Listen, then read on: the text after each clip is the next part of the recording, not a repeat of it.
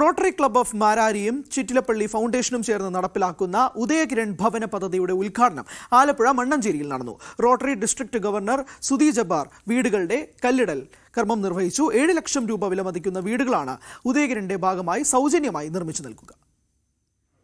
സ്വന്തമായി 3 മുതൽ 5 സെന്റ് വരെ സ്ഥലമുള്ള വാസയോഗ്യമായ വീടില്ലാത്ത നിർധനരായ ആളുകൾക്കാണ് റോട്ടറി ക്ലബ്ബ് ഉദയകിരണിന്റെ ഭാഗമായി സൗജന്യമായി വീട് വെച്ച് നൽകുക. ഓരോ വീടിനും 7 ലക്ഷം രൂപയാണ് ചിലവ് വരുന്നത്.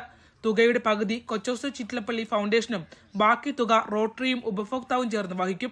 10 വീടുകളാണ് റോട്ടറി ക്ലബ്ബ് ഓഫ് മാരാരി ആദ്യഘട്ടത്തിൽ നിർമ്മിച്ചു നൽകുക.